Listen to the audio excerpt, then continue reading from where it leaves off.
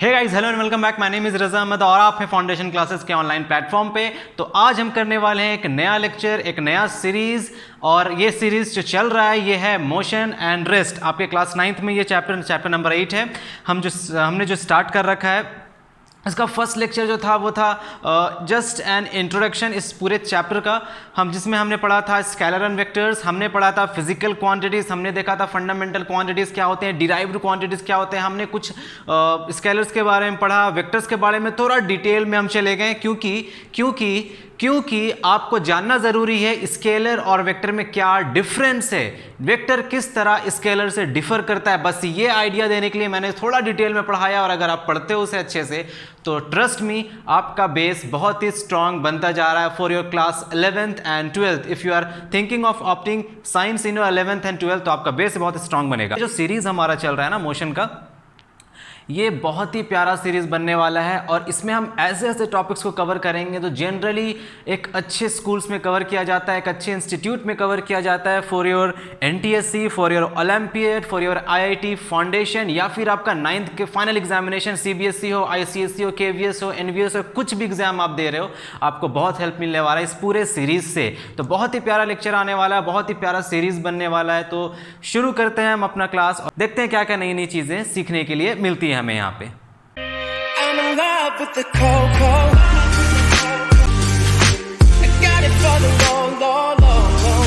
तो बच्चों, हम पढ़ने वाले हैं मोशन।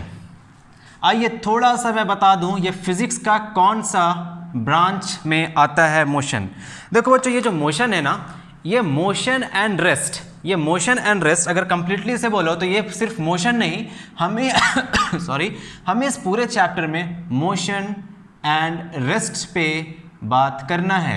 और ये फिजिक्स के काइनेमेटिक्स ब्रांच में आता है। बच्चों, हम जनरली काइनेमेटिक्स ही पढ़ रहे हैं, ठीक है, काइनेमेटिक्स ही हम पढ़ रहे हैं। अब आइए समझते हैं ये है क्या, क्योंकि आप समझ चुके हैं अब तक कि आप जो पढ़ रहे हो फिजिक्स, ये रियल फिजिक्स आपका यहाँ से शुरू हुआ है। अब मैं आपको थोड़ा ब्रॉड वे में बताऊँ, समझाने की कोशिश करूँ कि होता क्या है फिजिक्स, फिजिक्स है क्या। देखो, फिजिक्स को बहुत सारे ब्रांचेस में डिवाइड किया गया है, ठीक है। जैसे आप अपने 9th क्लास में पढ़ने वाले हो काइनेमेटिक्स, आप पढ़ने वाले हो डायनेमिक्स, इन मोशन का डायनेमिक्स आप पढ़ने वाले हो, आप पढ़ने वाले हो कुछ मैकेनिक्स भी पढ़ोगे आप, ठीक है। तो इस तरह से कुछ कुछ ब्रांचें फिजिक्स में जो आप पढ़ने वाले हो। 10th में जाओगे तो आपको ऑप्टिक्स पढ़ना होगा, आपको रे ऑप्टिक्स पढ़ना है, आपको फिर पढ़ना है वहाँ पे इलेक्ट्रिसिटी, ठीक है। तो यहाँ पे जो 9th क्लास में हमारा जो सिलेबस फोकस्ड है वो है काइनेमेटिक्स, मैकेनिक्स और डायनामिक्स, ठीक है। आइए समझते हैं। देखो, काइनेमेटिक्स का मतलब क्या है। काइन का मतलब होता है बच्चों मोशन,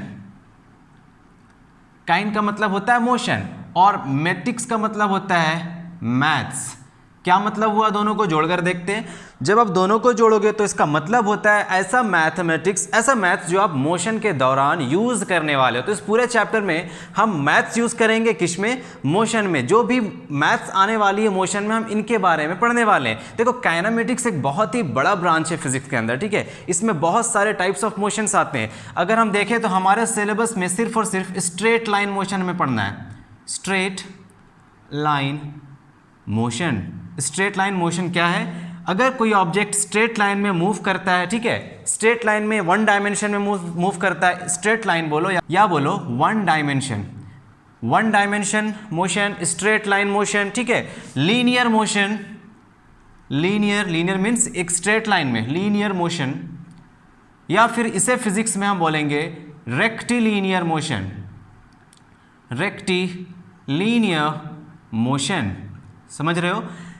काइनेमेटिक्स हम जो पढ़ने वाले हैं, वैसे तो काइनेमेटिक्स के अंदर बहुत सारे मोशंस के बारे में हम पढ़ते हैं। जितनी भी पढ़ाई हम मोशन के लिए करते हैं, ठीक है, चाहे वो 1 डायमेंशन में हो, चाहे वो 2 डायमेंशंस में हो, या फिर चाहे वो 3 डायमेंशंस में हो, हम सारे के सारे टॉपिक्स को पढ़ते हैं काइनेमेटिक्स के अंदर। तो ये जो टॉपिक है आपका, ये काइनेमेटिक्स का टॉपिक है। और हम पढ़ने वाले हैं मोशन स्ट्रेट लाइन मोशन या 1 डायमेंशन मोशन। देखो, 1 डायमेंशन पढ़ रहे हैं हम, तो हम ज़्यादा से ज़्यादा स्केलर से डील करेंगे, क्योंकि देखो स्केलर और वेक्टर फिजिकल क्वांटिटीज में एक और डिफरेंस ये भी है कि वेक्टर को हम 2D में यूज़ करेंगे, 3D में यूज़ करेंगे, मतलब 2 डायमेंशनल में यूज़ करेंगे और 3 डायमेंशनल में यूज़ करेंगे। बट स्केलर को हम सिर्फ और सिर्फ 1 डायमेंशनल में ही यूज़ कर सकते हैं, ठीक है ना।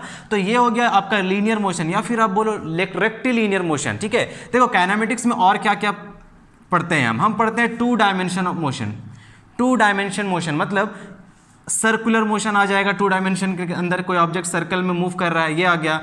एक पढ़ते हैं हम प्रोजेक्टाइल मोशन, एक ऑब्जेक्ट यहाँ से फेंको तो वापस वो जा करके नीचे गिरता है, तो इस तरह का मोशन ये कहलाता है प्रोजेक्टाइल मोशन, जिसे हम कवर करते हैं आपका 2 डायमेंशनल मोशन के अंदर। और 3 डायमेंशनल मोशन, हम जनरली ये 3 डायमेंशनल मोशन पढ़ते हैं केमिस्ट्री में। केमिस्ट्री में मोशन ऑफ गैसेस, गैस के जो मॉलिक्यूल्स होते हैं वो 3 डायमेंशन में इधर उधर मूव करते रहते हैं, तो मॉलिक्यूल्स ऑफ गैसेस को हम पढ़ते हैं जनरली 3 डायमेंशन मोशन में। तो हमें यहाँ पे क्या पढ़ना है, हमें पढ़ना है बच्चों सिर्फ और सिर्फ स्ट्रेट लाइन मोशन। पहले एक आइडिया ले लो पढ़ना क्या है, फिजिक्स में इंटरेस्ट डेवलप करो, तभी तो पढ़ने का मजा आएगा। ऐसा नहीं कि बस पढ़ना है तो पढ़ रहे हैं। फिजिक्स मुझे इतना ज़्यादा मज़ा क्यों आता है पढ़ाने में, क्योंकि फिजिक्स सब्जेक्ट ही ऐसा, हालांकि मैं फिजिक्स भी पढ़ाता हूँ, मैथ्स भी पढ़ाता हूँ, केमिस्ट्री पढ़ाता हूँ 10th तक के लिए, लेकिन आप देखोगे ज़्यादा तो मेरा एनर्जी फिजिक्स में ज़्यादा है। मतलब मैं जब भी पढ़ाता हूँ तो एनर्जेटिकली फिजिक्स में ज़्यादा पढ़ाता हूँ। ऐसा है, तो ऐसा इसलिए क्योंकि फिजिक्स एक बहुत ही प्यारा चीज़ है। आपको प्यार हो जाएगा फिजिक्स से, अगर आप फिजिक्स समझोगे, फिजिक्स की बातें समझोगे, फिजिक्स का लैंग्वेज समझोगे और इसमें जो भी टर्म्स हैं फिजिक्स को समझोगे, तो आपको भी प्यार हो जाएगा फिजिक्स से। तो फिजिक्स पढ़ने का मतलब है चीज़ों को समझ करके, नीचे से सारे बातों को समझ करके, क्या पढ़ रहे हैं, क्यों पढ़ रहे हैं, कितनी सारी बातें हैं। तो फिजिक्स में एक इंटरेस्ट डेवलप होकर, फिजिक्स सीखने के लिए पढ़ो, मैं आपको बोल रहा हूँ फिजिक्स सीखने के लिए पढ़ो, बस पढ़ने के लिए, एग्जाम के लिए मत पढ़ो, सीखने के लिए पढ़ो, बहुत मजा आएगा। और मैं ये सीरीज इतना इंटरेस्टिंग बना दूंगा आप लोगों के लिए कि आपको बहुत मजा आने वाला है फिजिक्स में 9th क्लास में। ठीक है, चलिए तो हम क्या करने वाले हैं, हम करने वाले हैं काइनेमेटिक्स आज से शुरू। ऐसे एक चैप्टर, एक टॉपिक मैंने ऑलरेडी कवर कर लिया है, वो बस इंट्रोडक्शन था, वो इंपॉर्टेंट है आपके कॉम्पिटिटिव एग्जाम के लिए, और ये आपके सारे एग्जाम्स के लिए इंपॉर्टेंट है। बोर्ड्स एग्जाम हो जाए, 9th का एग्जाम हो जाए, स्कूल एग्जाम हो जाए, किसी भी एग्जाम के लिए।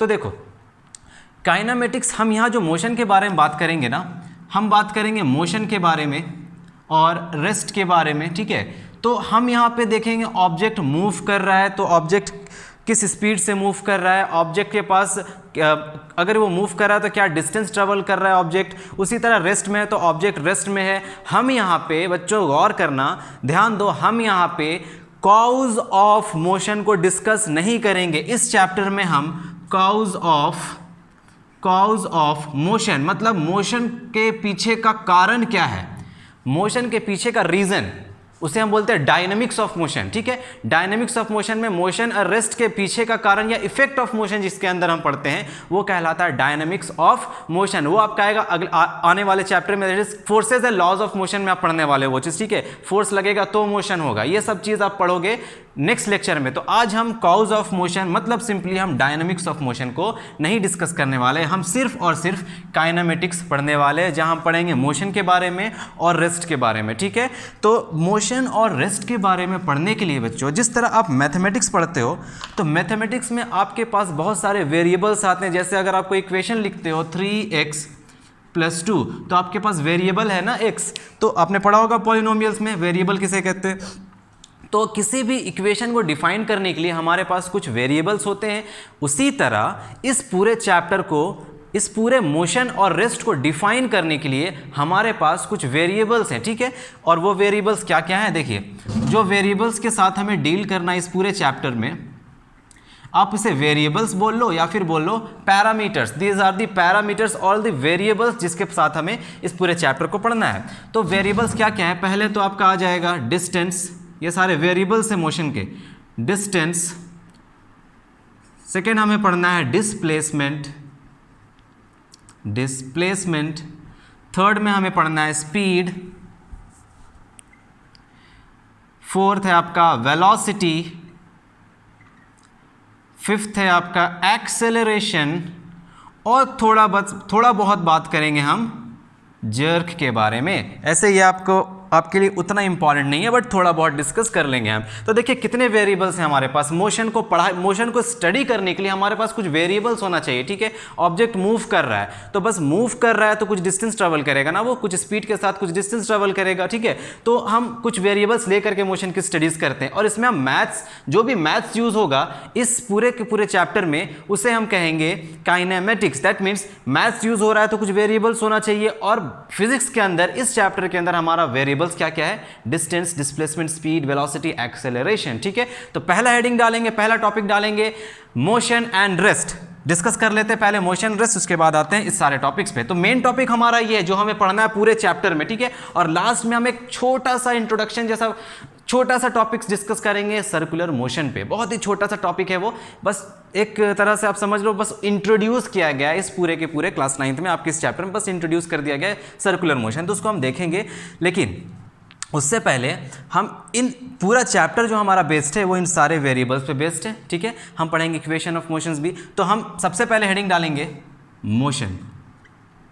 आइए समझते हैं मोशन क्या है। तो ये हो गया आपका लेक्चर शुरू। बैठ जाओ, कॉपी पेन लेकर के, डिस्टर्बेंस खत्म कर दो, आप पढ़ाई के लिए बिल्कुल फोकस्ड हो जाओ। शुरू करने वाले हैं मोशन, खत्म, काइनेमेटिक्स का इंट्रोडक्शन खत्म, मोशन शुरू करने वाले हैं। बच्चों देखो मोशन क्या है, आपसे कोई पूछे आप बताओ मोशन होता क्या है, आप सबसे पहले सोचो, आप क्या सोचोगे उसके बारे में। मोशन बोलते ही आपके दिमाग में क्या आता है, आपके दिमाग में आता है मूवमेंट। मूवमेंट, तो हम इस मोशन को फिजिक्स के अंदर टेक्निकली किस तरह डिफाइन कर सकते हैं। ऐसा तो नहीं है an object that is moving is said to be in motion, ठीक है, आप सही हो, गलत नहीं हो आप, लेकिन फिजिक्स में एक टेक्निकल टर्म होना चाहिए, एक टेक्निकल लैंग्वेज होना चाहिए फिजिक्स के लिए। तो हम मोशन को डिफाइन किस तरह करते हैं, आप थोड़ा सा ब्रॉड वे में सोचने का कोशिश करो, ठीक है। मैं आपको कुछ एग्जांपल्स दे रहा हूं, उसके बाद मैं आपसे सेम क्वेश्चन करूंगा कि मोशन क्या है आप बताओ। देखिए सबसे पहले तो मैं एक बस ले लेता हूं, ये है हमारा बस, ठीक है, ये है बस का विंडोज़, इसके अंदर कुछ लोग बैठे हुए हैं, आप अपने फ्रेंड्स के साथ बैठे हुए हो, यहाँ पे आपका ड्राइवर है, ठीक है, ये बस चला रहा है। तो ये बस मूव कर रही है इस डायरेक्शन में, समझ आ रही है, ये बस अभी मूव कर रही है इस डायरेक्शन में। आप समझो आप बस के अंदर बैठे हो और बस मूव कर रही है, आप अपने बगल वाले फ्रेंड को देखोगे तो क्या आपका फ्रेंड मूव करता हुआ नज़र आएगा? नहीं। आपका फ्रेंड जब आपको देखेगा तो क्या आपके फ्रेंड को आप मूव करते हुए नजर आओगे? नहीं। आप दोनों एक सीट पे, एक जगह पे बैठे हुए हो, आप दोनों को एक दूसरे मोशन में, एक दूसरे को जब आप दोनों देखोगे तो आपको मोशन में नहीं नजर आएंगे आप लोग दोनों, ठीक है। लेकिन जैसे ही आप लोग मूव करके विंडो के बाहर देखोगे, आप हेयर टर्न किया अपना, विंडो के बाहर देखे, आपने देखा कि ट्रीज, कार्स जो भी हैं बाहर विंडो के बाहर, सारे के सारे मूव कर रहे हैं, मूवमेंट में हैं। तो हम मोशन को कैसे डिफाइन करें, हम क्या बोल सकते हैं, हम रेस्ट पे हैं या मोशन पे हैं, हम कैसे डिफाइन कर सकते हैं? तो इसको डिफाइन करने का दो तरीका है बच्चों, आपको दो पॉइंट ऑफ व्यू से सोचना होगा। सबसे पहले तो आप उस पॉइंट ऑफ व्यू से सोचो जिस पॉइंट ऑफ व्यू से आप उस पॉइंट ऑफ व्यू से सोचो, जैसे आप बैठे हो तो आप अपने फ्रेंड के पॉइंट ऑफ व्यू से सोचो, क्या आप अपने फ्रेंड के पॉइंट ऑफ व्यू से रेस्ट पर हो?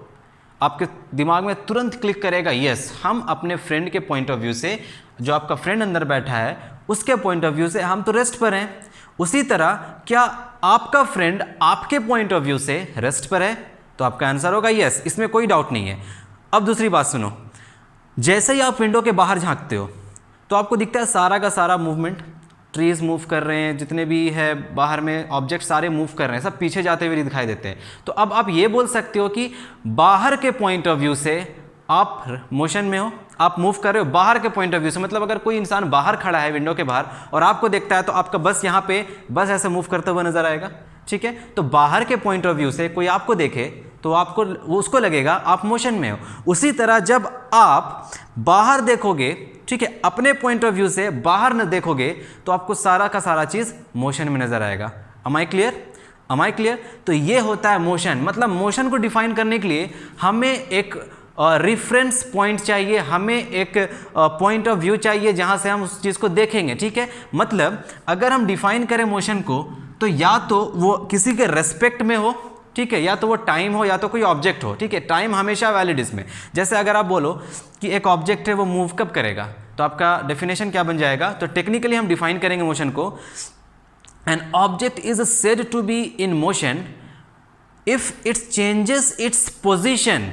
देखो, if its changes its position with respect to another object. Clear है? An object is said to be in motion, मैं यहां लिख रहा हूं, लिखते जाओ मोशन का डेफिनेशन।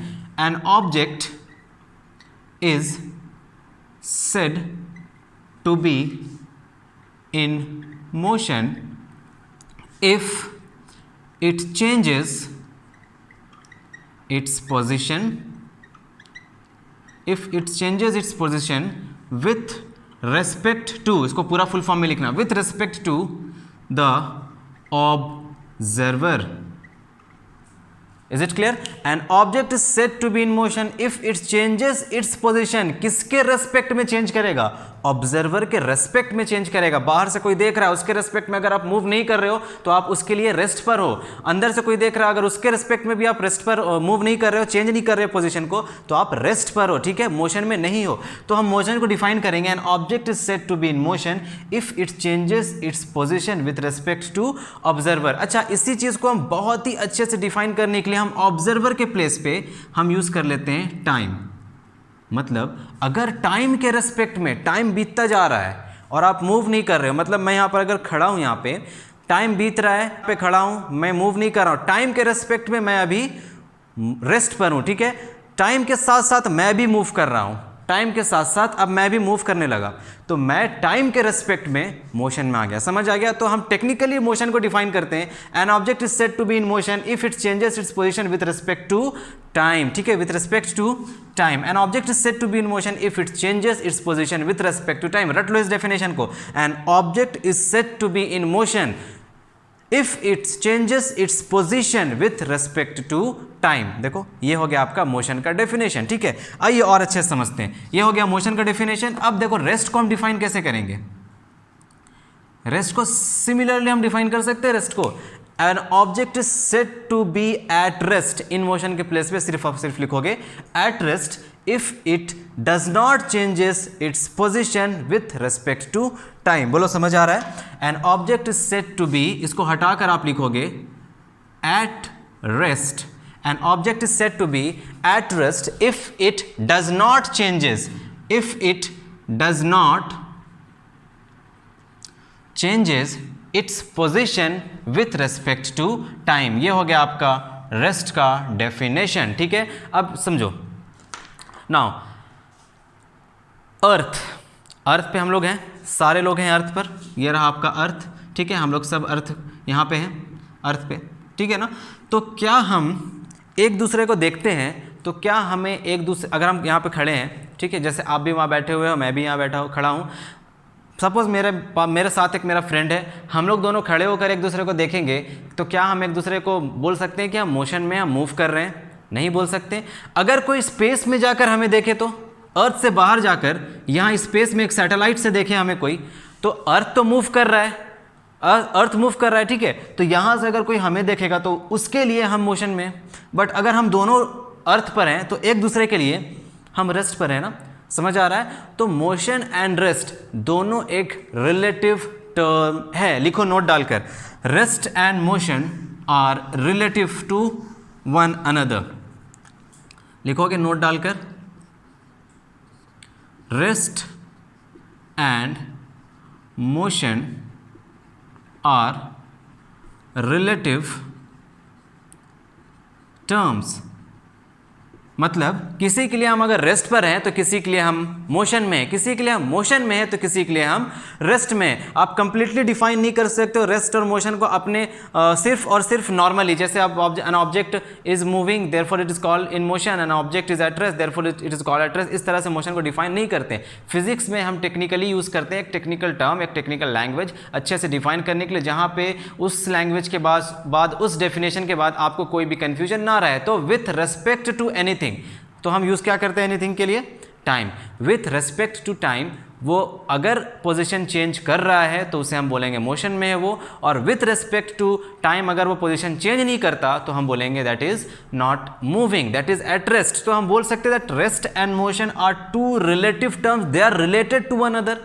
बोल सकते हैं ना, बिकॉज किसी के लिए आप रेस्ट पर हो तो किसी के लिए आप मोशन में हो। So this is very important. आपको ये क्वेश्चन पूछा जाता है बोर्ड्स के एग्जामिनेशन में, आपके स्कूल एग्जामिनेशन में, why it is so that rest and motion are relative to one another, और why the rest and motion these two terms are relative terms. तो आप चलो समझ आएगा इतनी बातें, रेस्ट एंड मोशन समझ गए हो। चलिए ठीक है, तो अब बात करेंगे हम थोड़ा ऑरिजिन पे और रेफरेंस पॉइंट पे, क्योंकि आप ये सब आपका एनसीईआरटी बुक में गिवन है तो इसलिए हम बात कर लेते हैं। ऐसे बहुत ज़रूरी भी नहीं है इनको डिस्कस करना, आप पढ़ते पढ़ते समझ जाओगे ऑरिजिन क्या होता है, रेफरेंस पॉइंट क्या होता है। देखो, अगर इस पॉइंट को मैं अपना रेफरेंस पॉइंट मान लूँ, ठीक है, suppose this is my home and this is my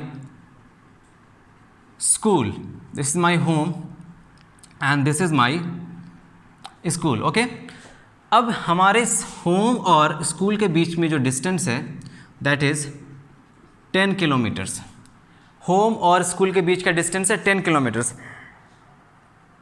जब मैं अपने घर से अपने स्कूल तक जाता हूं तो मुझे पता है 10 किलोमीटर का डिस्टेंस मुझे ट्रैवल करना पड़ता है, ठीक है।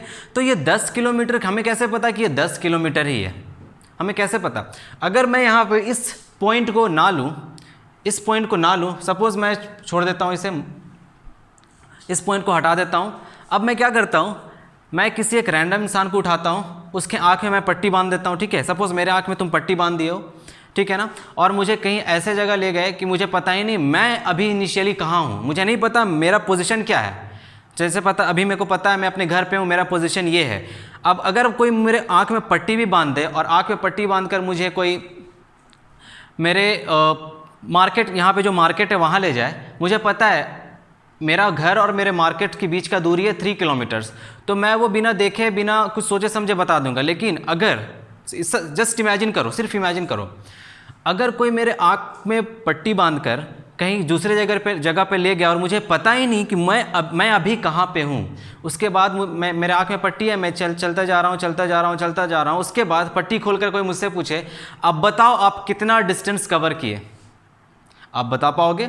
नहीं बता पाओगे। जब तक आपको अपना इनिशियल पोजीशन पता नहीं रहेगा, आप नहीं बता सकते आपने कितना डिस्टेंस कवर किया, या फिर आप ये नहीं बता सकते आप कितना आगे गए या कितना पीछे गए। तो पूरे मोशन को डिफाइन करने के लिए एक ओरिजिन या फिर हम इसे बोलते हैं रेफरेंस पॉइंट, या फिर हम इसी रेफरेंस पॉइंट को एक और नाम दे देंगे इनिशियल पॉइंट। हमें ये पता होना चाहिए कि हमारा ओरिजिन क्या है। सपोज मैं अभी यहाँ खड़ा हूँ, मेरा ओरिजिन ये है, ठीक है। अभी मैं यहाँ से आगे कुछ जाऊँगा वहाँ तक, उस पोजीशन तक, तो वो मेरा वो बन जाएगा फाइनल पोजीशन। ये मेरा है इनिशियल पोजीशन, और ये मेरा है फाइनल पोजीशन, मेरा school, this is final position. तो इनिशियल पोजीशन से अगर मैं चल करके फाइनल पोजीशन तक आया तो मुझे पता है मेरा डिस्टेंस कवर्ड है 10 किलोमीटर्स, लेकिन मुझे पता ही नहीं मेरा इनिशियल पोजीशन कहाँ है, यहाँ है या यहाँ है या यहाँ या कहाँ है, मुझे कहाँ से लेकर जाया गया है यहाँ तक, मैं कहाँ से आया हूँ यहाँ तक, तो मैं डिसाइड ही नहीं कर पाऊँगा हमने कितना डिस्टेंस ट्रेवल किया है। तो ये होता है ओरिजिन, ठीक है। ओरिजिन मतलब होता है आप कहाँ से अपना मोशन स्टार्ट कर रहे हो या फिर आप किस रिस्पेक्ट में अपना मोशन को देखते हो। जैसे अगर मैं बोलूँ आप मोशन में तब तक नहीं हो सकते जब तक आपका पोजीशन आपके ओरिजिन के रिस्पेक्ट में चेंज ना हो। मतलब ये भी एक डेफिनेशन हो सकता है, यहाँ पे आप खड़े हो, इस ओरिजिन के रिस्पेक्ट में आप यहाँ तक मूव किए, यहाँ ए मान लेते हैं और इसे मान लेते हैं बी, तो ए से बी तक हम मूव कर रहे हैं, तो ये ओरिजिन है। तो किसके रिस्पेक्ट में हमारा मूवमेंट हो रहा है, किसके रिस्पेक्ट में हमारा पोजीशन चेंज हो रहा है, तो ओरिजिन के रिस्पेक्ट में हमारा पोजीशन चेंज हो रहा है, ठीक है। तो इसे आप ओरिजिन बोल सकते हो, इसे आप रेफरेंस पॉइंट बोल सकते हो, इसे आप इनिशियल पॉइंट बोल सकते हो। जहाँ तक गए उसे हम बोलेंगे फाइनल पोजीशन। तो हम मोशन को, हम कहीं भी किसी भी डिस्टेंस को जब मेज़र करते हैं तो हमारे पास ध्यान में रहता है, जैसे डिस्टेंस बोला जाए, आप डिस्टेंस बताओ मुंबई से लेकर बैंगलोर तक का डिस्टेंस कितना है, तो आपको पता है, एक ओरिजिन भी पता है, एक फाइनल पॉइंट भी पता है, डेस्टिनेशन पता है और ओरिजिन पता है, तो आप बता दोगे मेज़र करके। लेकिन आपको बताया ही नहीं जाए कि कहाँ से मोशन स्टार्ट हो रहा है, आपको बताया जाए बैंगलोर तक का डिस्टेंस आप बताइए, तो आप पूछोगे ना बैंगलोर तक का डिस्टेंस तो ठीक है, लेकिन कहाँ से, मेरे घर से, आपके घर से, कोलकाता से, दिल्ली से, कहाँ से आप डिस्टेंस पूछ रहे हो, तो आपको ओरिजिन पता ही नहीं है, तो आप कैसे डिसाइड कर सकते हो। तो ये होता है ओरिजिन का कॉन्सेप्ट, ठीक है। आइए आगे बढ़ते हैं, स्टार्ट करते हैं हम अपना वेरिएबल्स लेना। तो सबसे पहला वेरिएबल जो हमें लेना है that is distance and displacement. Heading डालेंगे डिस्टेंस एंड डिस्प्लेसमेंट। चलिए स्टार्ट करेंगे। Distance and displacement, motion and rest का कंसेप्ट आपको समझ आ गया। रिलेटिव टर्म्स है motion and rest, this two are relative terms. जब तक किसी के रेस्पेक्ट में चेंज नहीं हो रहा है और टाइम के रेस्पेक्ट में जब तक चेंज नहीं हो रहा है तब तक हम नहीं बोल सकते वो मोशन में। डिस्टेंस क्या है बच्चों, देखो मैं एग्जाम्पल ले रहा हूँ, ठीक है। एक पार्टिकल है, एक ऑब्जेक्ट है पोजीशन ए पे, और ये ऑब्जेक्ट कुछ इस तरह से मूव करके ये ऑब्जेक्ट कुछ इस तरह सा मूव करके पोजीशन बी तक पहुंचा, ठीक है। इसका डायरेक्शन देख रहे हो, ये यहाँ से यहाँ गया, इस तरह गया, फिर ये गया, फिर ये गया और ये गया, ठीक है। तो इस पूरे जर्नी में इसने डिस्टेंस कवर किया, ए से लेकर बी तक जाने के लिए इसने डिस्टेंस कवर किया 120 किलोमीटर्स, ठीक है। एक ऑब्जेक्ट है, ए से स्टार्ट करता है और बी पे ख़त्म हो जाता है, तो ए इसका हो जाएगा ऑरिजिन या फिर initial position of this object, और ये हो जाएगा ऑब्जेक्ट का फाइनल पोजीशन, ठीक है ना।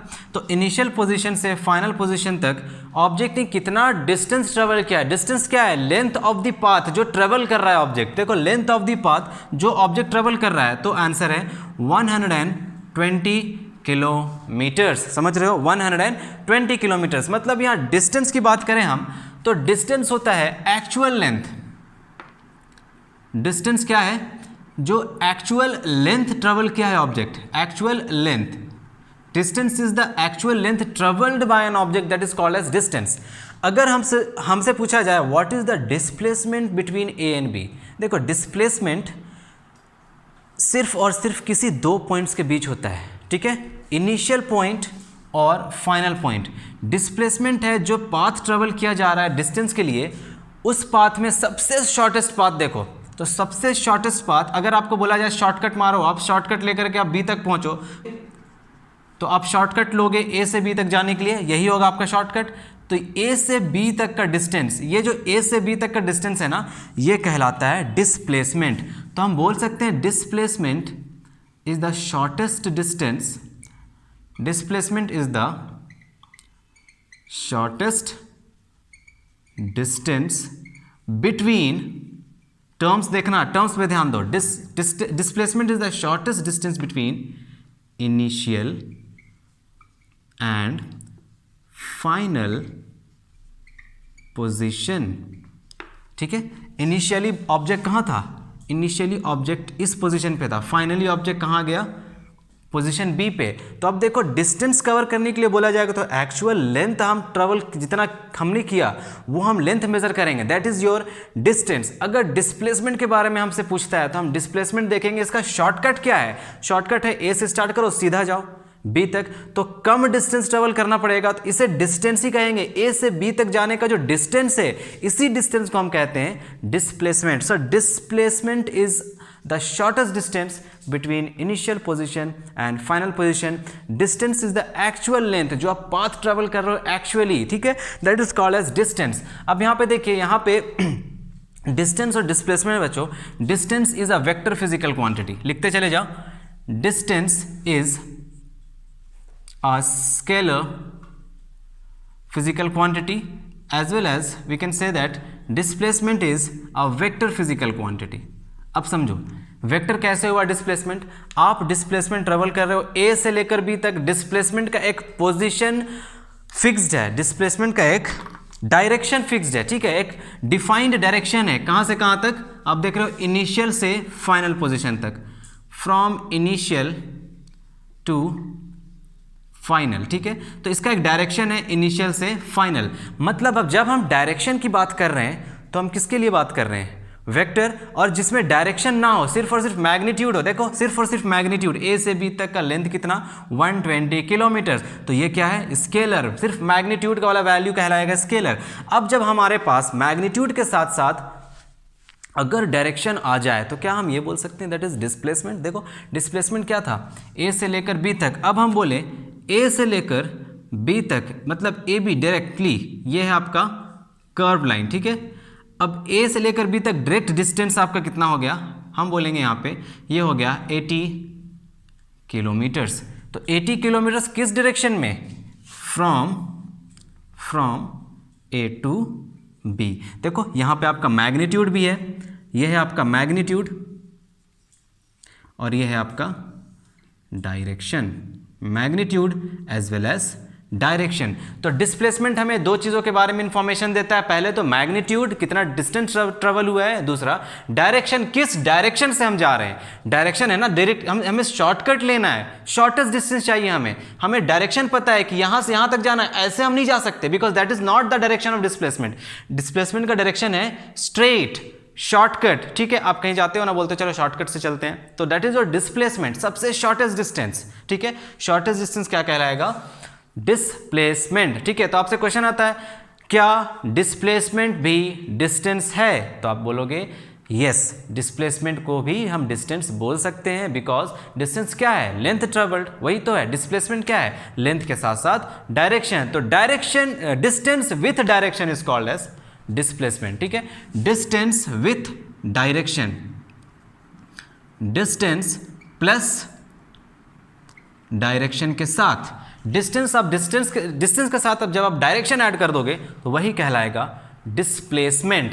Displacement is a vector physical quantity, distance is a scalar physical quantity. जितनी भी बातें यहां मैं बता रहा हूं लिखते चले जाओ, नोट्स बनाते जाओ properly. Distance is a scalar physical quantity, displacement is a vector physical quantity. आते हैं इसके एक्चुअल डेफिनेशन में। एक्चुअल डेफिनेशन क्या है, मैंने ऑलरेडी बता दिया एक्चुअल डेफिनेशन। तो डिस्टेंस का डेफिनेशन लिखोगे आप, the actual length travelled by an object from first point to the second point or the from initial point to final point. The actual length traveled by an object from the initial point to the final point is called as distance. Okay, now displacement is the shortest distance between initial point and final point. Is it clear? ये हो गया displacement। आते हैं अभी SI unit पे बात करते हैं। SI यूनिट क्या होगा, डिस्टेंस और डिस्प्लेसमेंट का। तो बच्चों डिस्टेंस क्या मेजर करता है, लेंथ। डिस्प्लेसमेंट क्या मेजर करता है, ये दोनों मेजर करते हैं लेंथ। और लेंथ का SI यूनिट मैंने पढ़ा रखा है आपको chapter topic number 1, first topic. ठीक है, मोशन 01, जिन्होंने नहीं देखा है मोशन 01 लेक्चर देख लेना। हमने physical quantities, fundamental quantities, SI units को डिटेल में डिस्कस किया है, स्केलर और वेक्टर भी डिस्कस किया है हमने। तो लेंथ का SI यूनिट क्या होता है, मीटर्स, सिंबल है small m, therefore the SI unit of distance and displacement is meters. Is it clear? चलो कॉपी कर लो इतना, कुछ क्वेश्चंस करेंगे। पहला क्वेश्चन देखो, एक सिंपल सा क्वेश्चन। एक ऑब्जेक्ट है A, ये मूव किया B तक, ठीक है, 3 किलोमीटर का डिस्टेंस कवर करता हुआ, और फिर B से C तक ये मूव करता है, B से C तक मूव करता है, तो डिस्टेंस कवर करता है 4 किलोमीटर्स। और ये एंगल है 90 डिग्री का, ये एंगल है 90 डिग्री का। क्वेश्चन पूछ रहा है फाइंड द डिस्टेंस ट्रेवल्ड, और दूसरा है फाइंड द डिस्प्लेसमेंट। पूछ रहा है बताइए डिस्टेंस कितना ट्रेवल किया है, ये डिस्प्लेसमेंट कितना ट्रेवल किया है। तो हम क्या करेंगे, डिस्टेंस हमारे पास आप समझ चुके हो डिस्टेंस क्या होता है। डिस्टेंस होता है एक्चुअल लेंथ, तो एक्चुअल लेंथ ऐड कर दो, A से B गया तो AB प्लस B से C गया तो BC। What is AB? AB is 3 and BC is 4। कितना आ गया, 4 5 6 7 किलोमीटर्स। ठीक है, 7 किलोमीटर्स। ठीक है ना, तो डिस्टेंस कितना ट्रेवल किया, 7 किलोमीटर्स। डिस्प्लेसमेंट कितना ट्रेवल किया पूछ रहा है, तो डिस्प्लेसमेंट निकालने के लिए हम क्या करेंगे, देखो आपको दिख रहा है डिस्प्लेसमेंट क्या होगा। इनिशियल पोजीशन है ये, this is your initial position and this is your final position, दिख रहा है, this is your final position. तो इनिशियल और फाइनल पोजीशन के बीच ऑब्जेक्ट अभी कहाँ है, यहाँ है। ठीक है, इनिशियली ऑब्जेक्ट यहाँ था, मूव करते हुए ऑब्जेक्ट कहाँ गया, C पर। हमें निकालना है डिस्प्लेसमेंट। डिस्प्लेसमेंट होता है इनिशियल से लेकर फाइनल पोजीशन का शॉर्टेस्ट डिस्टेंस। तो शॉर्टेस्ट डिस्टेंस यही तो है, इसे ही कहेंगे हम डिस्प्लेसमेंट। डिस्प्लेसमेंट क्या हो जाएगा, AC। डिस्प्लेसमेंट क्या हो जाएगा, AC। अब AC का वैल्यू कैसे निकालेंगे हम, आपने पढ़ा है राइट ट्रायंगल में आप हाइपोटेनियस का वैल्यू कैसे निकालते हो। ये एक राइट ट्रायंगल है मेरा, ये 90 डिग्री है, 90 के अपोजिट वाला साइड हमें कहलाता है, हम कहते हैं हाइपोटेनियस। ये हो गया आपका परपेंडिकुलर और ये हो गया आपका बेस। तो H निकालने का तरीका है √P² प्लस B²। अब यहाँ देखो परपेंडिकुलर कितना है 4, अब यहाँ पे आपका 4 का स्क्वायर हो जाएगा 16, बेस कितना है 3 का स्क्वायर हो जाएगा 9, तो आ जाएगा value 25, that is 5 kilometres, under root 25 that is 5 kilometres. और ऐसे भी आपको ये याद होना चाहिए 3, 4, 5, इस ट्रिपलेट को याद कर लो, इसे हम पाइथागोरियन ट्रिपलेट कहते हैं, पाइथागोरियन ट्रिपलेट, ठीक है। एक साइड 3 है, दूसरा साइड 4 है, तो तीसरा साइड होगा 5। उसी तरह अगर 5 एक साइड है, अगर एक साइड 4 है, तो तीसरा अननोन साइड क्या हो जाएगा 3, 4, 5। ये हमेशा पेयर में ट्रिपलेट में एग्जिस्ट करते हैं। किसी भी क्वेश्चन में आपको ऐसा मिले 3 और 4 गिवन है, आपको निकालना है कि थर्ड साइड का लेंथ क्या होगा, तो आप लिखोगे 5। इस तरह से भी निकाल सकते हो। ऐसे इसे याद रखो, देखो यहाँ था 3, यहाँ है 4। ऐसे ही देखकर हमें जिसको याद होगा, जिसको पता होगा पाइथागोरियन ट्रिपलेट क्या है, तो वो तो इजीली यहाँ लिख सकते हैं, दिस इज 5 किलोमीटर्स। तो डिस्प्लेसमेंट यहाँ क्या है, under root 25 that is 5 kilometres. और इसको डायरेक्टली नहीं लिखेंगे, इस तरह से सॉल्व करके लिखेंगे, ठीक है। तो ये हो गया डिस्टेंस। डिस्टेंस कितना 7 किलोमीटर, डिस्प्लेसमेंट कितना 5 किलोमीटर्स, ठीक है। चलिए एक और एग्जाम्पल लेते हैं। अभी देखना जो क्वेश्चंस कर रहे हैं इसमें से हम एक रिजल्ट निकालेंगे। आपको सिर्फ डिस्टेंस और डिस्प्लेसमेंट निकालना है सारे क्वेश्चन में। क्वेश्चन नंबर 2 हमसे क्या बोलता है, there is an object A और ये ऑब्जेक्ट मूव करता हुआ 10 किलोमीटर का डिस्टेंस ट्रेवल किया। ये है इसका इनिशियल पोजीशन और ये इसका फाइनल पोजीशन, ठीक है। हमसे पूछ रहा, आप बताइए डिस्टेंस कितना है और डिस्प्लेसमेंट कितना है। डिस्टेंस बच्चों देखो, डिस्टेंस कितना है दिख रहा है आपको, डिस्टेंस है ए बी और ए बी का वैल्यू कितना है 10 किलोमीटर्स। तो ये हो गया डिस्टेंस। डिस्प्लेसमेंट कितना है, डिस्प्लेसमेंट है shortest distance between initial and final. Initial और फाइनल के बीच शॉर्टेस्ट डिस्टेंस, तो शॉर्टेस्ट डिस्टेंस क्या होगा, यही तो होगा, ये भी तो होगा। और कोई शॉर्टेस्ट डिस्टेंस दिख रहा है क्या, नहीं, तो 10 किलोमीटर्स, ठीक है। समझ आ गया। तो सेकंड क्वेश्चन में हमने देखा कि डिस्टेंस इक्वल हो गया डिस्प्लेसमेंट के। फर्स्ट क्वेश्चन में हमने देखा था डिस्टेंस बड़ा था, डिस्प्लेसमेंट छोटा था। एक और एग्जांपल लेते हैं, देखना, ध्यान देना। थर्ड क्वेश्चन हमसे बोल रहा है there is an object A, ये ऑब्जेक्ट सर्कुलर पाथ में मूव करता हुआ वापस उसी पॉइंट पे पहुंच गया जिस पॉइंट से इसने अपना जर्नी शुरू किया था। मतलब ओरिजिन से स्टार्ट करके वापस ओरिजिन पे पहुंच गया। ये ओरिजिन से स्टार्ट करके वापस ओरिजिन पे पहुंच गया, मतलब इसका इनिशियल पोजीशन ए है और फाइनल पोजीशन भी ए है। इनिशियल पोजीशन भी ए है और फाइनल पोजीशन भी ए। इस तरह से मूव करता हुआ ये वापस वहीं पहुंच गया। ये सर्कल है, this is the centre of the circle, और ये सर्कल आपसे पूछ रहा है और इस सर्कल का रेडियस गिवन है, सर्कल का रेडियस गिवन है कैपिटल आर। आपसे पूछ रहा है डिस्टेंस बताइए इसका कितना ट्रैवल किया ये, और डिस्प्लेसमेंट बताइए कितना ट्रैवल किया। तो देखो डिस्टेंस कितना ट्रैवल करेगा, ऑब्जेक्ट यहाँ से मूव करना शुरू किया, पूरा कंप्लीट सर्कल ट्रैवल करके वापस वहीं पे आ गया। तो ये क्या होता है सर्कल का पेरीमीटर, ये सर्कल का पेरीमीटर होता है। ये कितना होता है sir, equal to the circumference. Circle का perimeter is equal to the circumference of a circle. तो डिस्टेंस कितना ट्रैवल किया, equal to circumference, that is circumference का फॉर्मूला आपको पता है 2 पाई कैपिटल आर, 2 पाई और रेडियस आर। तो ये जो लेंथ है, जितना ये ट्रेवल किया, यहाँ से स्टार्ट किया यहाँ तक वापस आ गया, तो ये कितना लेंथ कवर किया 2 पाई आर। क्लियर है, 2 पाई आर। अच्छा, अगर आपसे पूछे ये आपको बोले ये रेडियस जो है ये 7 किलोमीटर्स का है, यहाँ वैल्यू पुट करेंगे 2 इंटू पाई का वैल्यू 22/7 और रेडियस है 7 कट गया, कितना आ गया 44 kilometre. Distance covered is 44 kilometre. अब पूछ रहा है डिस्प्लेसमेंट बताओ, अब बताओ डिस्प्लेसमेंट क्या होगा,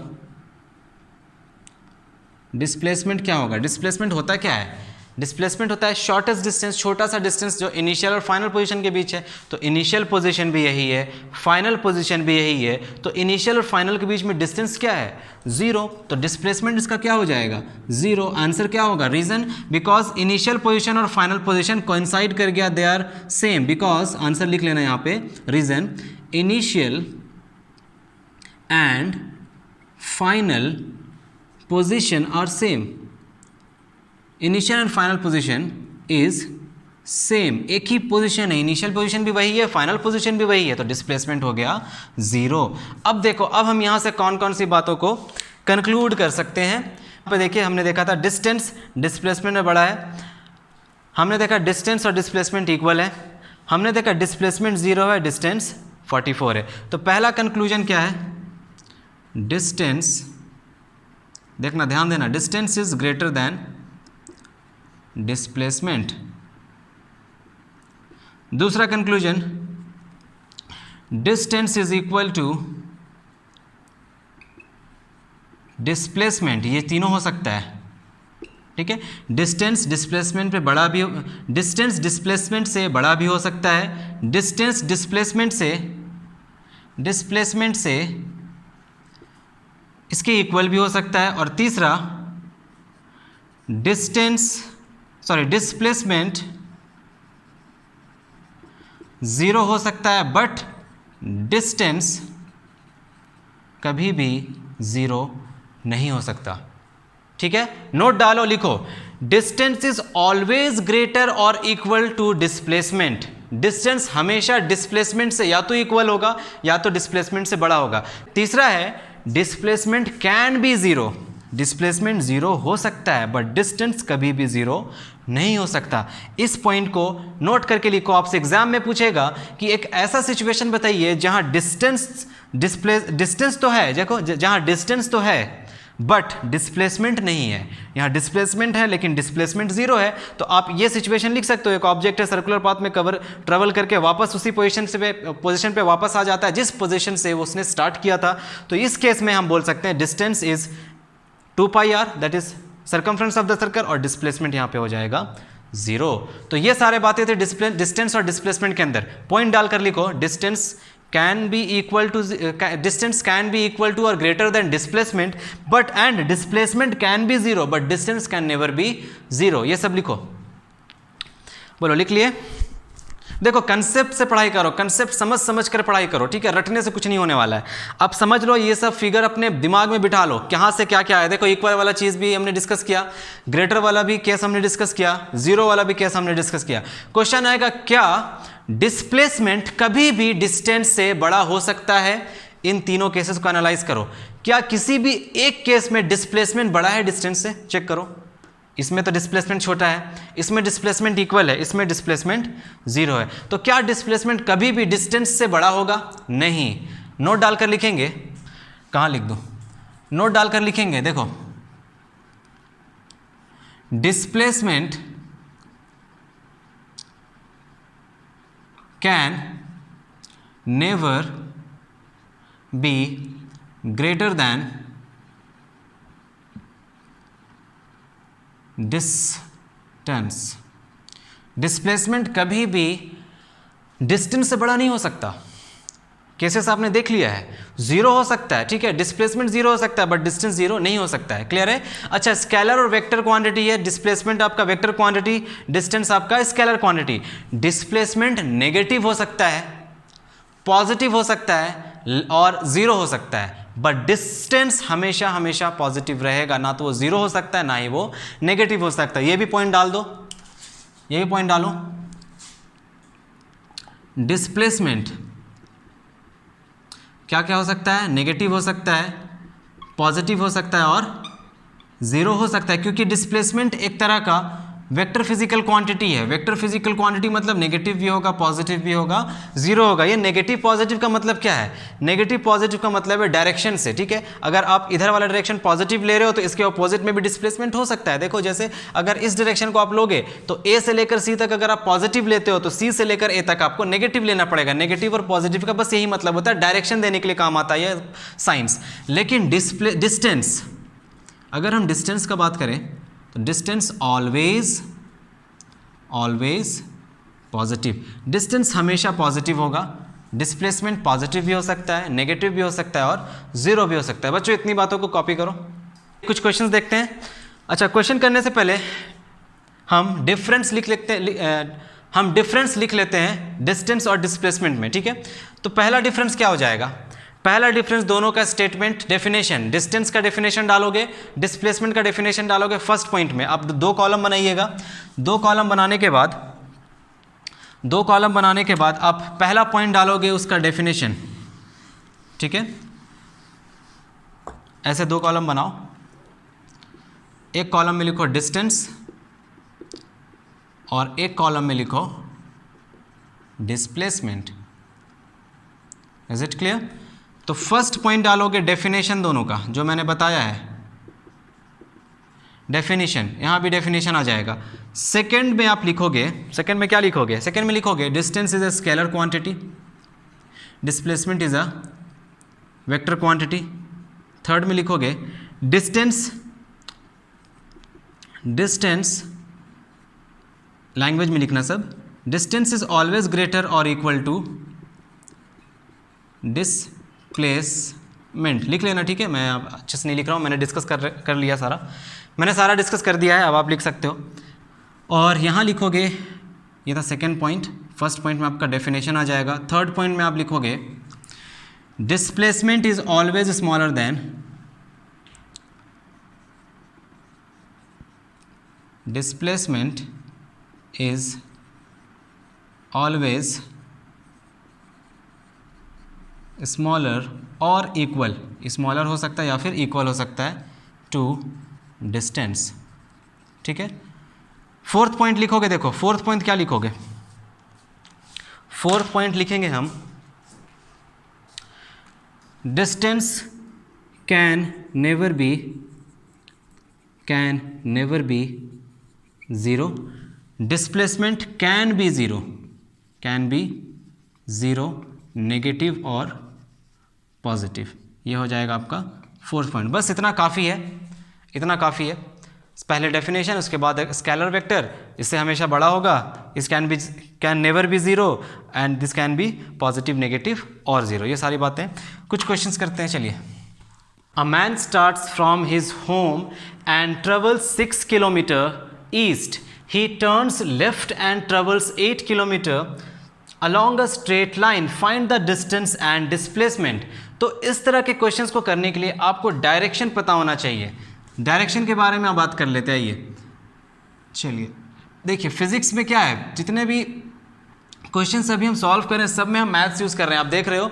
तो यही है काइनेमेटिक्स। मैंने स्टार्टिंग में ही बताया था, मोशन के दौरान जो भी मैथ्स हम यूज़ करेंगे उसे ही हम कहते हैं काइनेमेटिक्स। और मोशन एंड रेस्ट क्या, ये चैप्टर ही पूरा आपका काइनेमेटिक्स है।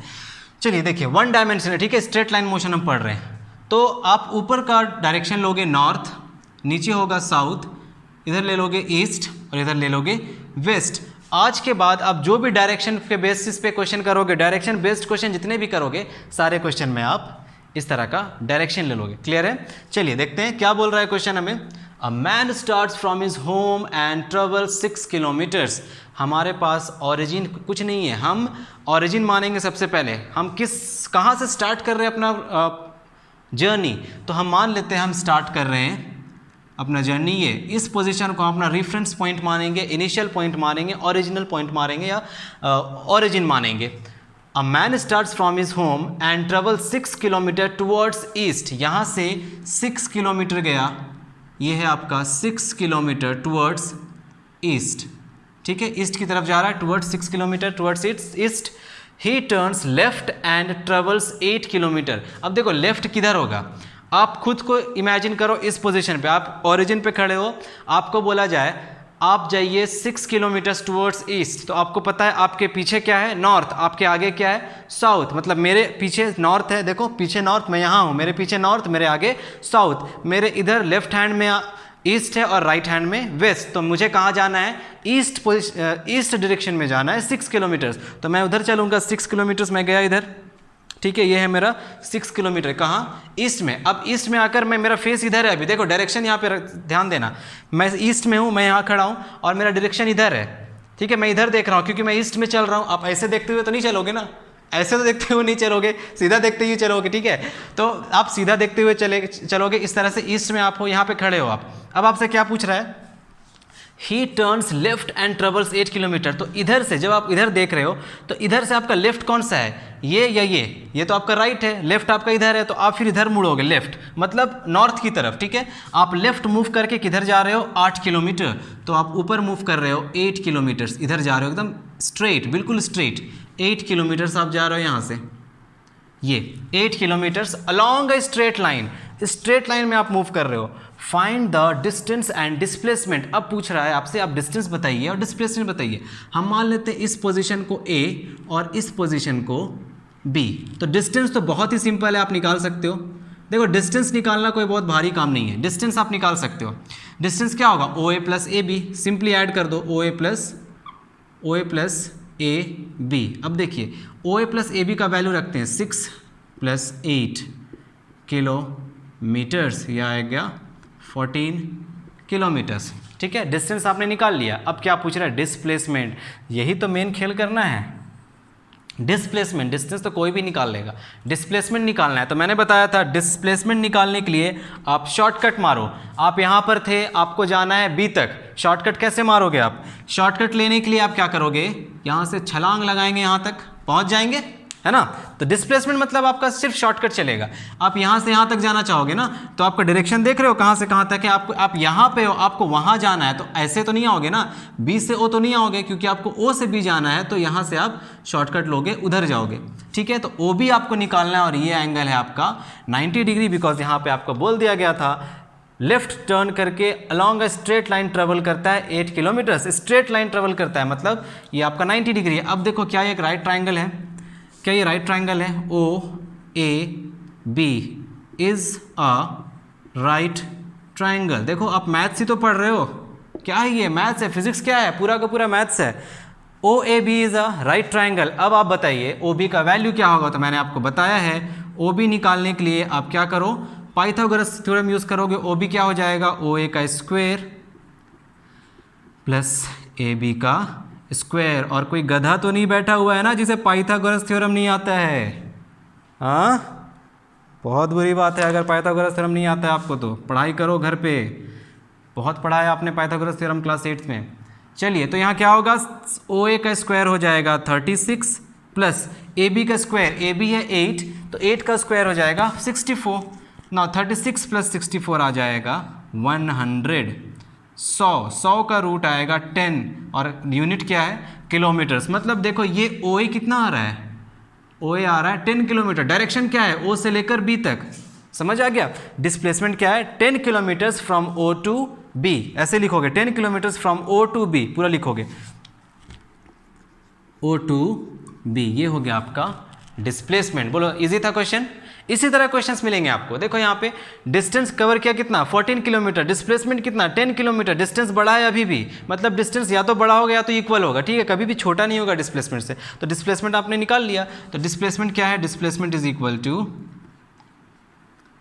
Displacement is equal to O B, and O B निकालेंगे हम राइट ट्राइंगल से पाइथागोरस थ्योरम यूज करके। ठीक है, ये क्या है, ये है मैं अभी बहुत स्लो चल रहा हूँ, बिकॉज आपको कंसेप्ट बनाना है, आपका कंसेप्ट अभी बिल्ड करना है, इसलिए मैं बहुत स्लो चल रहा हूँ।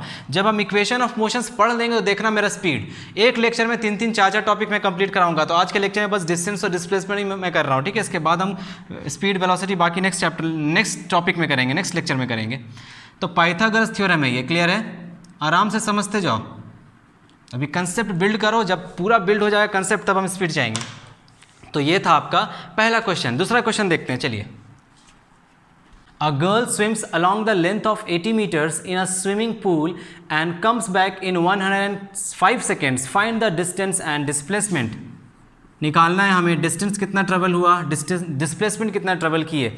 तो देखो ये हमारा स्विमिंग पूल है, पूल, स्विमिंग पूल। तो ये है हमारा स्विमिंग पूल। आता है सबको स्विमिंग? मुझे तो नहीं आता भाई।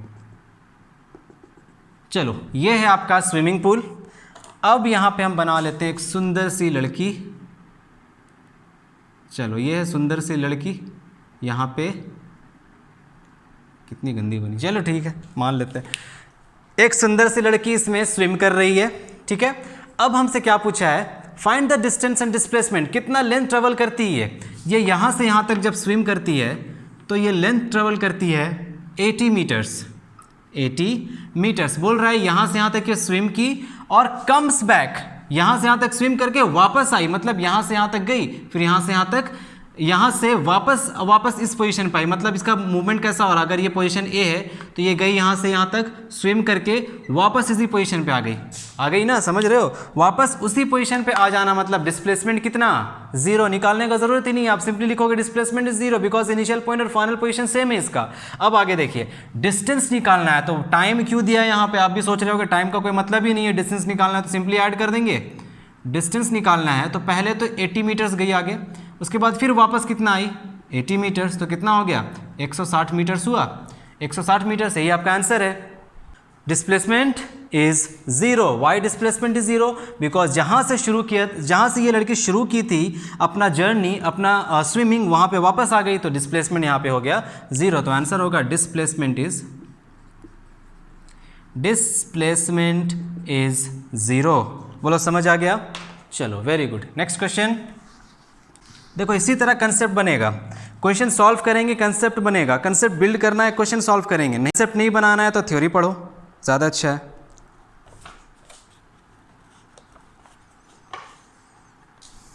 हमसे बोल रहा है हमारे पास एक सर्कुलर ट्रैक है, ये रहा, ठीक है, ये सर्कुलर ट्रैक है, इसका सरकमफ्रेंस गिवन है हमें, इसका सरकमफ्रेंस गिवन है 3140 metres, circumference is 3140 metres with AB as one of the diameter, AB is one of the diameter, this is A, और यहाँ सेंटर से पास करता हुआ ये रहा B, so ये है सेंटर O, AB एक डायमीटर है। A scooterist moves from A to B, A से लेकर B तक मूव करता है along the circular path, इस तरह से मूव कर रहा है, ये A से B तक गया, ये इस तरह से। Find his distance and displacement, आपको निकालना है डिस्टेंस, बताओ कितना है। आपसे पूछा डिस्टेंस बताइए और पूछा डिस्प्लेसमेंट बताइए कितना है। What will be the displacement if he covers 3/4 of the circle, 3/4 circle जब ट्रेवल करेगा तो उसका डिस्प्लेसमेंट कितना होगा, ये भी पूछा है। क्वार्टर जानते हो ना, क्वार्टर होता है 1/4 ऑफ अ सर्कल। इस सर्कल को डिवाइड कर देते हैं 4 पार्ट्स में, क्वार्टर होता है 1/4 of a circle. First quarter, second quarter, third quarter and fourth quarter, ये है, ठीक है। चलिए निकालते हैं। सबसे पहले डिस्टेंस कितना ट्रेवल किया ये पूछ रहा है, डिस्टेंस ट्रेवल्ड। तो देखो क्या बोल रहा है हमसे बोल रहा है ऑब्जेक्ट ए से स्टार्ट किया जर्नी, ए से स्टार्ट करके कहाँ तक गया, बी तक गया, तो ये ए से लेकर बी तक ही तो डिस्टेंस कहलाएगा ना। तो डिस्टेंस क्या होगा, half of the circumference, total circumference कितना होता है 2πr, और हाफ इसका क्या हो जाएगा डिवाइडेड बाई 2, यही तो होगा। हाफ ऑफ द सर्कमफ्रेंस, नीचे हाफ सर्कमफ्रेंस, ऊपर हाफ सर्कमफ्रेंस, दोनों सर्कमफ्रेंस को ऐड कर दो, कंप्लीट सर्कमफ्रेंस हो जाएगा। तो 2πr का वैल्यू हमारे पास है, देखो सर्कमफ्रेंस का वैल्यू हमारे पास ऑलरेडी है, यही तो है 2πr। 2πr क्या कहलाता है, सर्कमफ्रेंस। तो सर्कमफ्रेंस का वैल्यू है 3140 डिवाइडेड बाई 2, 2 1 ज़ा 2, 2 5 ज़ा 10, 2 2 ज़ा 4, 0, सही आंसर। 1 ज़ा 2, 2 5 ज़ा 10, अच्छा 2 7 ज़ा 14, 0, इतना मीटर्स है किलोमीटर्स, मीटर्स। तो ये हो गया डिस्टेंस। निकालते हैं डिस्प्लेसमेंट। बच्चों डिस्प्लेसमेंट निकालने के लिए क्या हम शॉर्टेस्ट डिस्टेंस देखते हैं, देखो शॉर्टेस्ट डिस्टेंस कहाँ है, वहाँ पे शॉर्टेस्ट डिस्टेंस ढूंढो। शॉर्टेस्ट डिस्टेंस है ए से लेकर, शॉर्टेस्ट डिस्टेंस है ए से लेकर बी तक, दिख रहा है शॉर्टेस्ट डिस्टेंस क्या है, ए से लेकर बी तक। तो हम ये शॉर्टेस्ट डिस्टेंस ले सकते हैं, ये ए से लेकर बी तक हमारा शॉर्टेस्ट डिस्टेंस होगा। तो ए से लेकर बी तक है क्या, देखो ये सेंटर है, सेंटर से ओ से लेकर बी तक ये है रेडियस, यहाँ से यहाँ तक ये है रेडियस। तो क्या हम बोल सकते हैं displacement is equal to r plus r, क्योंकि यहाँ से यहाँ तक एक आर, यहाँ से यहाँ तक दूसरा आर, तो आर प्लस आर हो जाएगा डिस्प्लेसमेंट। तो आर प्लस आर क्या हो जाएगा 2r, लेकिन हमें रेडियस तो नहीं पता। क्या हमें रेडियस पता है क्या, रेडियस नहीं पता। रेडियस हमें निकालना पड़ेगा, कहाँ से निकालेंगे, यहाँ से निकालेंगे। सर्कमफ्रेंस का वैल्यू कितना है 2πr is given 3140, 2 into pi का value 22/7 into radius r equals to 3140। यहाँ से r का वैल्यू आप निकाल सकते हो 3140 इंटू 7 डिवाइडेड बाई 2 इंटू 22। यहाँ से इसको काटेंगे तो बचेगा 1570। अब यहाँ से देखो 5 7 + 1 8, यहाँ से आएगा 1570 इंटू 7 डिवाइडेड बाई 22। जब हम इसे सॉल्व करेंगे तो हमारा वैल्यू लगभग आएगा 499.5। तो हम अप्रॉक्स इसका 500 मीटर्स ले सकते हैं, ठीक है। 499.5 राउंड ऑफ करके 500 मीटर्स हम ले सकते हैं। तो यहाँ पे हमें निकालना है 2 इंटू आर, तो 2 इंटू आर क्या हो जाएगा, आर का वैल्यू 500, तो 500 ये आ गया 1000 मीटर्स। डिस्प्लेसमेंट आया है 1000 मीटर्स, डिस्टेंस आया है 1570 मीटर्स। आगे क्या है देखो, ये रेडियस यहाँ से निकाला हमने सरकमफ्रेंस से और यहाँ पुट कर दिया वैल्यू हमने। एक और क्वेश्चन था, क्या था, if he covers 3/4 of the circle. देखो 3/4 का मतलब क्या है, एक क्वार्टर ट्रेवल किया यहाँ पे, first quarter, second quarter and third quarter, तो फाइनली यहाँ पे होगा, ठीक है, थर्ड क्वार्टर में फाइनली यहाँ पे होगा, सी ले लेते हैं इसे। तो यहाँ से यहाँ तक डिस्प्लेसमेंट कितना है, डिस्प्लेसमेंट क्या होता है, शॉर्टेस्ट डिस्टेंस। देखो ये था फर्स्ट क्वार्टर, ये था सेकेंड क्वार्टर और ये है थर्ड क्वार्टर। तो बोल रहा है क्वेश्चन में 3 क्वार्टर से डिस्टेंस ट्रेवल किया तो डिस्प्लेसमेंट क्या होगा, फर्स्ट क्वार्टर ट्रेवल यहाँ से यहाँ तक, यहाँ से यहाँ तक सेकेंड क्वार्टर, यहाँ से यहाँ तक थर्ड क्वार्टर। तो यहाँ पे अभी ये फाइनली इनिशियल पोजीशन था ये, अभी ये फाइनली यहाँ पे, तो यहाँ से यहाँ तक यही होगा ना इसका डिस्प्लेसमेंट। डिस्प्लेसमेंट क्या होगा, यही होगा। अब ध्यान से देखो, क्या ये ट्राइंगल एक राइट एंगल ट्राइंगल है, ये पूरा ट्राइंगल, ये क्या ये एक राइट एंगल ट्राइंगल है, ये आपका हो जाएगा 90 डिग्री, ये एक राइट एंगल ट्राइंगल, ये है आपका रेडियस आर, ये है आपका रेडियस आर, ये आपका हो गया हाइपोटेनियस। यहाँ से निकाल सकते हो हाइपोटेनियस, क्या होगा, h is equal to √r² plus r²। तो यहाँ पे क्या हो जाएगा, r² प्लस r², 2r², तो आ गया √2 into capital R। What is capital R, capital R का वैल्यू हमारे पास है, कैपिटल R इज़ 500, तो आ जाएगा 500 √2 मीटर्स। बोलो समझ आ गया। तो ये थे कुछ सवाल इसके। एनसीईआरटी में आप देखना कुछ क्वेश्चंस आपको एनसीईआरटी में मिलेंगे, उस क्वेश्चंस को आप सॉल्व कर लो। अब सारा क्वेश्चंस आपसे बन जाना चाहिए। हमने देखा यहाँ पे डिस्टेंस और डिस्प्लेसमेंट, तो यहाँ पर इस लेक्चर को हम यहाँ पर स्टॉप करते हैं। आगे आने वाले लेक्चर्स में हम डिस्कस करेंगे speed and velocity as well as acceleration, और उस पर बेस्ड कुछ क्वेश्चन। देखो अभी इसी तरह का बेसिक कंसेप्ट चलता रहेगा जब तक हम इक्वेशन ऑफ मोशंस पे नहीं आ जाएंगे, ग्राफिकल मेथड्स पे नहीं आ जाएंगे, ड्राइविंग इक्वेशंस ऑफ मोशन पे नहीं आ जाएंगे, तब तक ये सब चलता रहेगा। थोड़ा थ्योरी पढ़ लेते हैं, थोड़ा समझ लेते हैं, कंसेप्ट बिल्ड कर लेते हैं, उसके बाद और थोड़ा हाई लेवल की बातें करेंगे। अभी तक आपका बोर्ड्स लेवल का चल रहा है सिर्फ question, 9th level school exam level का चल रहा है, ठीक है ना। तो आगे देखेंगे क्या क्या आती है बातें, ठीक है। चलिए इसी तरह पढ़ाई करते रहिए। All the very best.